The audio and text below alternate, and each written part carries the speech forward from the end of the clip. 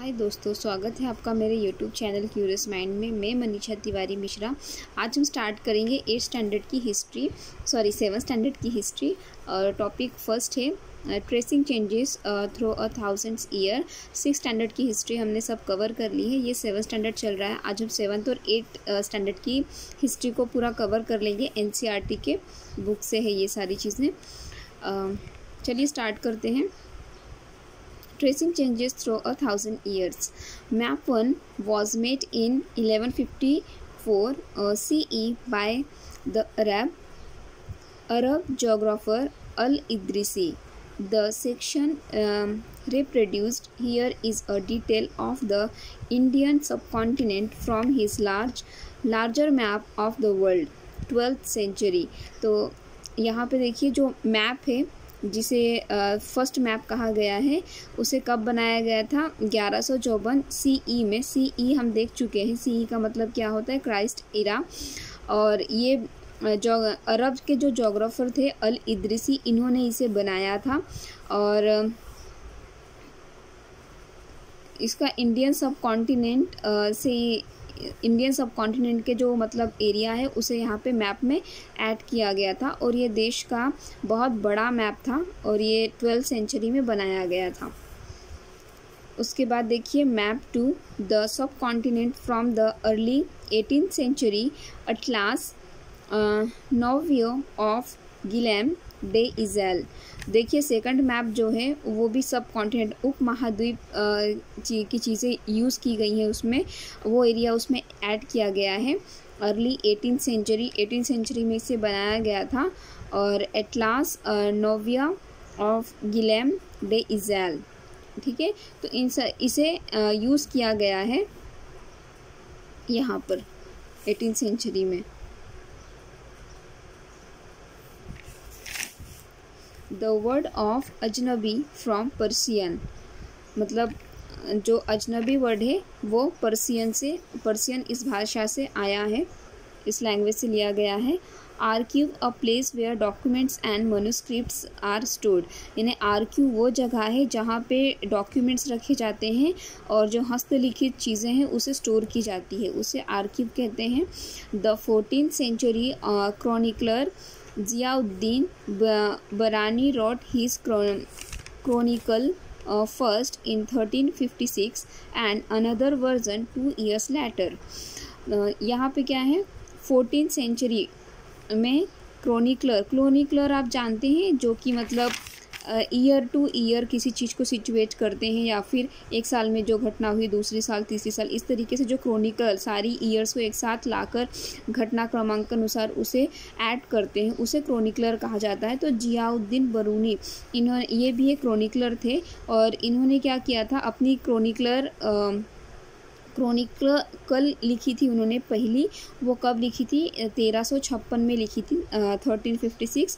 और उसके बाद दूसरी साल उनका दूसरा वर्जन आया था क्रॉनिकल का। Map 2 was made nearly 600 years ago, 600 साल पहले दूसरा मैप बनाया गया था। This map was used by European seller ने दूसरे मैप को यूज़ किए थे।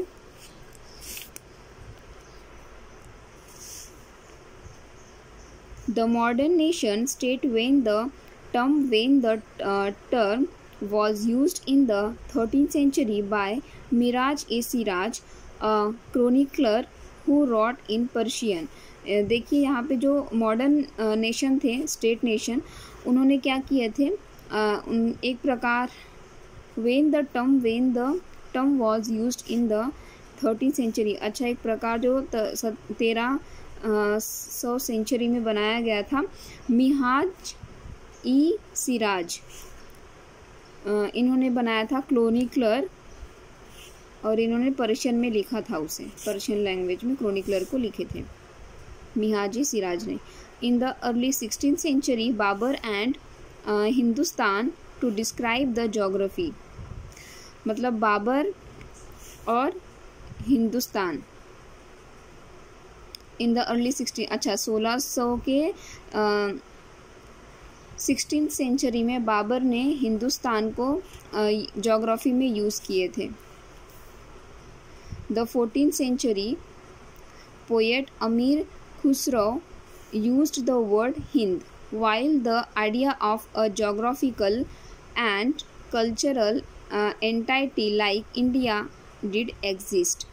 देखिए जो 14th सेंचुरी में एक पोएट थे अमीर खुसरो, इन्होंने क्या यूज़ किया है, पहला वर्ड हिंद शब्द यूज़ किए थे और इनका ये जो कल्पना थी जोग्राफिकल और कल्चरल के हिसाब से यही थी कि इंडिया, ठीक है, हिंद का मतलब क्या होता है, इंडिया का उन्होंने निर्माण किए थे. One group of people who became important in this period were the Rajputs, a name derived from Rajputra, the son of ruler. This group of warriors who claimed Kshatriya caste status. तो एक group था जो इस time पे बहुत ही famous हो गया था, उसे राजपुत्र कहा गया था. राजपुत्र का मतलब होता राजपुत्स कहा गया था और ये जो शब्द है ये राजपुत्र से आया था. राजपुत्र का मतलब होता है कि जो शासन करते हैं उनके बच्चे, उनके पुत्र. और यही इन्होंने अपने आप को क्या कहा था, वॉरियर्स, युद्धकर्ता कहा था.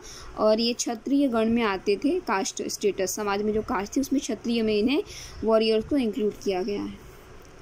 Different languages in Hindustan by poet Amir Khusrau इन 1318. मतलब कि अलग अलग लैंग्वेज उन्होंने हिंदुस्तान के लिए यूज़ की थी अपने कविता में. किन्होंने यूज़ की थी, अमीर खुसरो ने 1318 में. सिंधी, लोहरी, कश्मीरी,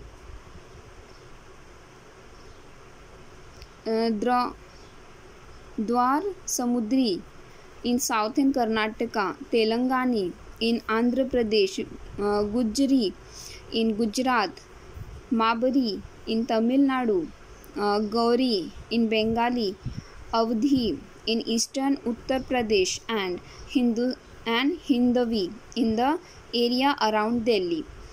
तो देखिए यहाँ पे लैंग्वेजेस दी है, Sindhi, Lohri, Kashmiri, Dwarsamudri in southern Karnataka में इतनी लैंग्वेज थी. तेलंगानी इन आंध्र प्रदेश में तेलंगानी लैंग्वेज है. उसके बाद गुजरी गुजरात में है, गुजरी, हाँ. माबरी तमिलनाडु में है. गौरी बंगाल में है गौरी लैंग्वेज. अवधी कहाँ पे है, उत्तर प्रदेश में है. और हिंदवई दिल्ली के साइड में है.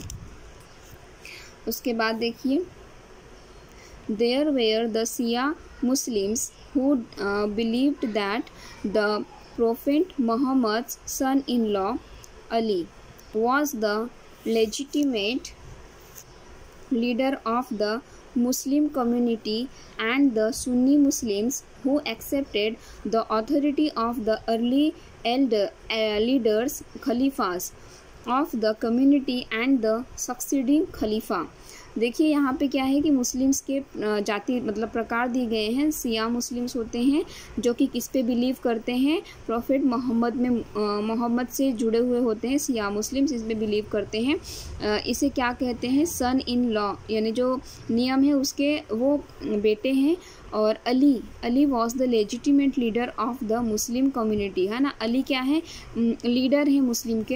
And the Sunni Muslims, Sunni भी एक मुस्लिम है, who accepted the authority of the early leaders, खलीफा को इन्होंने अपना लीडर समझे थे कि इन्होंने सुन्नी मुस्लिम्स ने.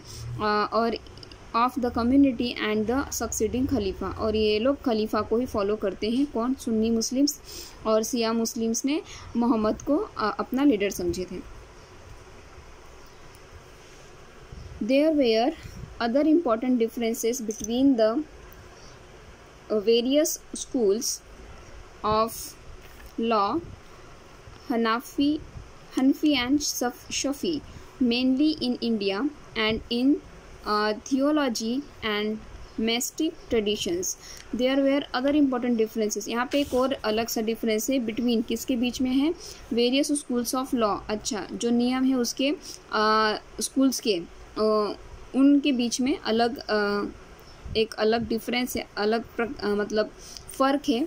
और ये दोनों है हनफी एंड शफ़ी इन इंडिया. हनफी और शफ़ी इंडिया में थे. और थियोलॉजिकल मिस्टिक ट्रेडिशंस उनमें अलग अलग हैं। मीनिंग ऑफ पैटर्न, पैटर्न का मतलब क्या होता है? An influential wealthy individual who supports another person, an artist, a crafts person, a learned man और अ नोबल। मतलब पैटर्न का मतलब क्या होता है कि ऐसा मतलब एक अमीर आदमी ऐसा जो कि दूसरे इंसान को सपोर्ट करते हैं, जो आर्टिस्ट होते हैं, क्राफ्ट पर्सन्स होते हैं, लर्नड हो जो मतलब पढ़े लिखे होते हैं उन्हें, और जो बहुत ही नर्म दिल के होते हैं, ऐसे लोगों को एक बहुत ही संपत्ति वाला इंसान जब मदद करते उसे पैटर्न कहते हैं। अ painting of a scribe making a copy of a manuscript. This painting is only 10.5 centimeter by 7.1 centimeter in size. देखिए यहाँ पे एक पेंटिंग के बारे में बताया जा रहा है कि उसके बारे में स्क्राइब किया गया है, मतलब उसके बारे में बताया गया है। Making a copy of a manuscript, ठीक है, मनुस्क्रिप्ट की उसकी हस्तलिखित उसकी एक कॉपी है। This painting is only 10.5 centimetre by 7.1 centimetre in size, ठीक है। Because of this side it is called a miniature. उसके इस छोटे से साइज़ की वजह से उसे मिनाचर कहा गया है। Miniature paintings were sometimes use to illustrate the text of manuscript. देखिए जो मनुस्क्रिप्ट होती है, हस्तलिखित में जो टेक्स्ट होते हैं उसे दिखाने के लिए मिनाचर की प्रकार की पेंटिंग यूज़ करते हैं। They were so beautiful that letter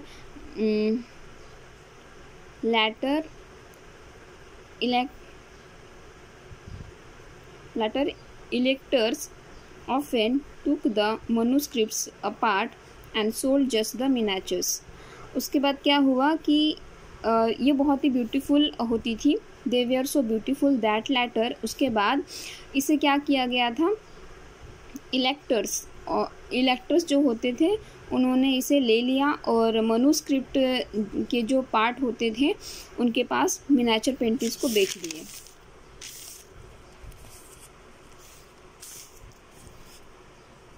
second lesson है न्यू किंग्स एंड किंगडम्स।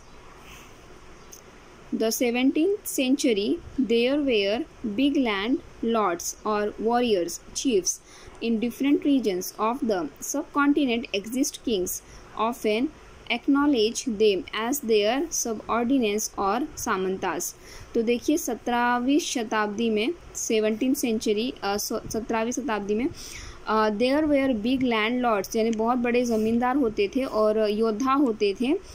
वो अलग अलग धर्म जाति से होते थे। ये उपमहाद्वीप के पास इनका ये मिलते थे और इन्हें क्या कहते थे, बाद में राजा कहने लगे अपने आप को, और सब ऑर्डिनेट्स और सामंतास। उसके बाद इन्हें जोड़ा कहा गया है सामंतास, या सामंतास से इन्हें जोड़ा गया था। One such instance was that of the Rashtrakutas in the Deccan. Initially, they were subordinate to the Chalukyas of Karnataka. One such instance was that of Rashtrakutas. Rashtrakuta कहाँ पे रहते थे? डेक्कन में। Initially they were subordinate to the Chalukyas of Karnataka. उसके बाद उन्हें कहाँ से जोड़ा, वो अपने आप को कहाँ से जोड़ लिए? चालुक्या से, जो कर्नाटका में रहते थे उनसे जोड़ लिए। In the mid 18th century, Dantidurga Rashtrakuta chief overthrew his Chalukyas overlord and performed a ritual called Hiranyagarbha. उसके बाद क्या हुआ था, इसी बीच में 18th century में दंती दुर्ग में राष्ट्रकूट के जो चीफ थे उन्होंने क्या किया, चालुक्या से ओवरलॉर्ड, उनके जो लॉर्ड थे, और उन साथ एक रिचुअल काम करने लगे जिसे कहते थे हिरण्यगर्भ। लिटरली द गोल्डन वोम, उसे गोल्डन वोम भी कहा जाता था हिरण्यगर्भ को। When this ritual was performed with the help of Brahmanas की मदद से इसे परफॉर्म किया जाता था। It was thought to lead to the rebirth, इसे कहा गया था कि मतलब इंसान का फिर से जन्म होता है। ऑफ द सैक्रिफाइजर, यानी जिसकी भी आप बलि चढ़ाते हैं उसका फिर से जन्म होता है। As Kshatriya even if he was not one by birth, यानी किसी भी इंसान का जन्म एक बार नहीं होता, बार बार होता है। और जो भी इंसान सेक्रीफाइस किया जाता है, जो कोई जानवर, तो उसका फिर से बर्थ होता है और क्षत्रिय में होते हैं वो। इस तरह से कहावत थी उनकी। The inscriptions of the Cholas who ruled in Tamil Nadu refer to more than 4,000 terms for different kinds of taxes. The most frequently mentioned tax, यहाँ पे क्या है कि चोलास के बारे में वर्णन किया गया है कि चोला कहाँ पर रूल करते थे, तमिलनाडु पे रूल करते थे। और वे refer to more than 400 terms for different kinds of taxes. उनके 400 प्रकार के टैक्स के प्रकार थे। The most frequently mention tax, और एक बहुत ही उल्लेखनीय टैक्स उनका यहाँ पे एक वर्णित है, इज़ वेटी। वेटी का एक प्रकार है टैक्स का।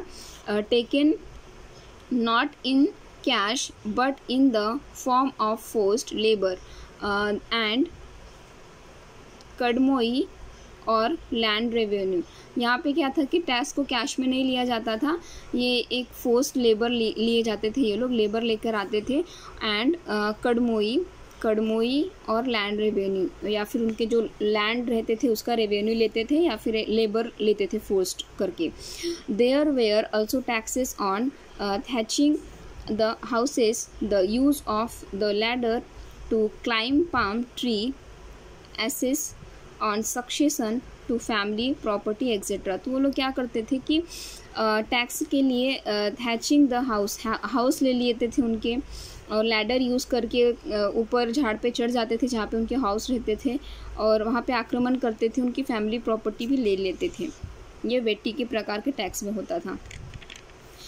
Ruler sultan Mohammad of Ghazni, Afghanistan. He ruled from 1997 to 1030 and extended control over parts of the Central Asia. देखिए जो रूलर थे कौन थे, Mohammad of Ghazni, sultan Mohammad of Ghazni. ठीक है, गजनी इन्होंने कहाँ पे रूल किया है, अफ़गानिस्तान में। और ये इन्होंने रूल कब किया, 1997 to 1030, और इन्होंने सेंट्रल एशिया पे अपना पूरा कंट्रोल किए थे।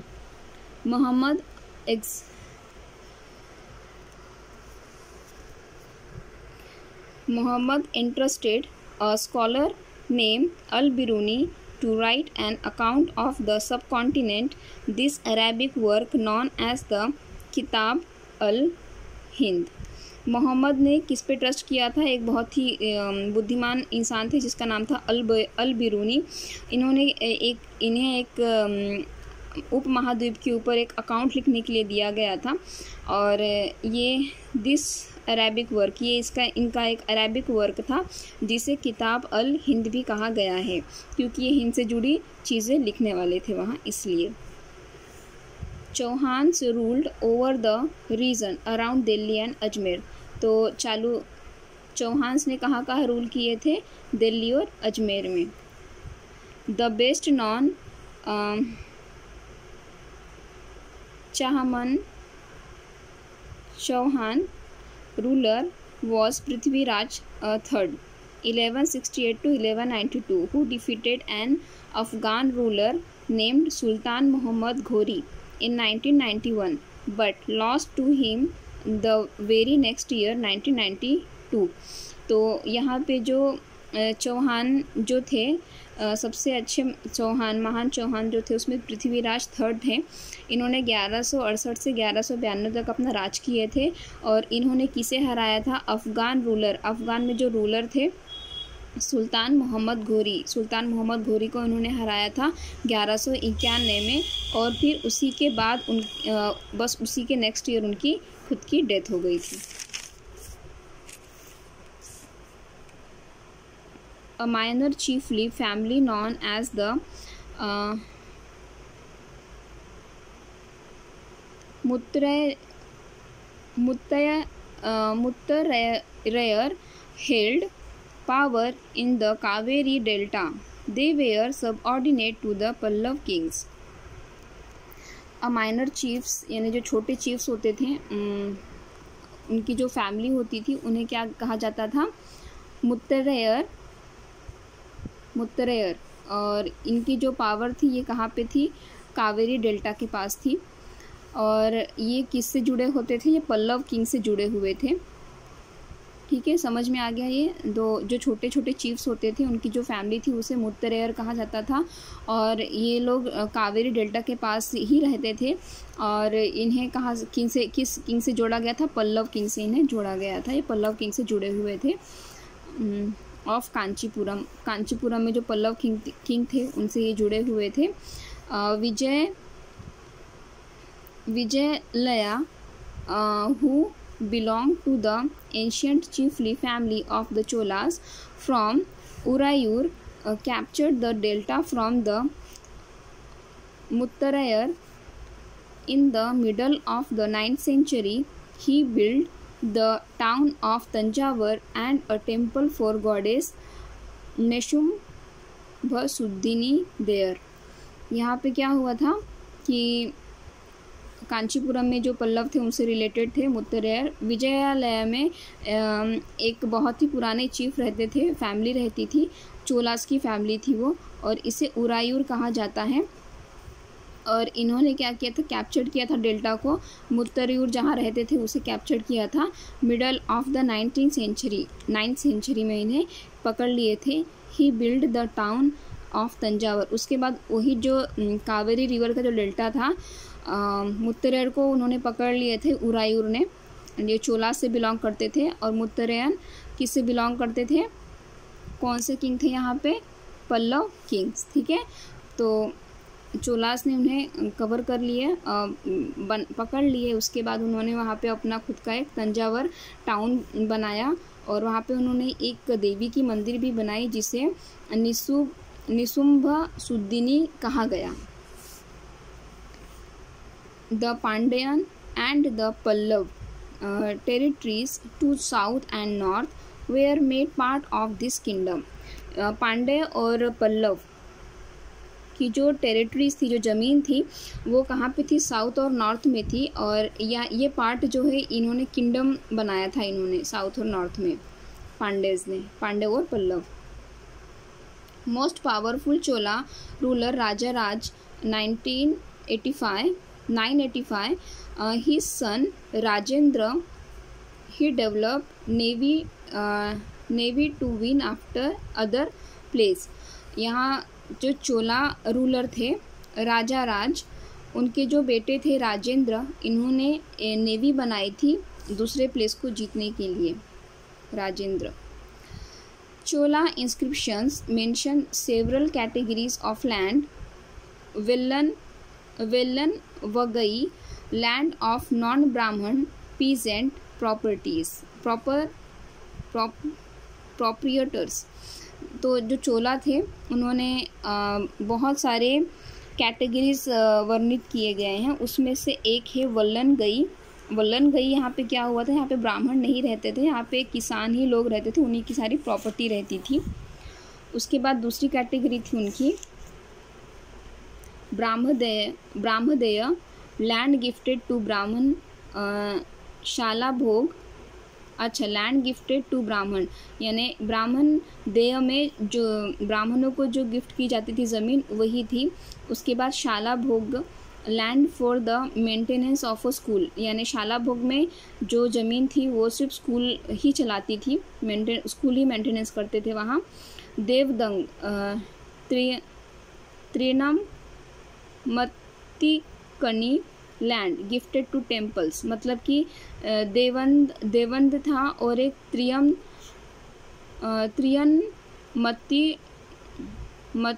मत्तिकनी, इस तरह की एक लैंड थी जिसमें क्या होता था, जो टेम्पल के लिए दान दी जाती थी ज़मीन वही होती थी वहाँ पे। Then pallichchandam, land donated to Jain institutions, यानी जैन इंस्टीट्यूशन के लिए जो ज़मीन दी जाती थी, डोनेट की जाती थी, उसे कहते थे पल्ली छनदम।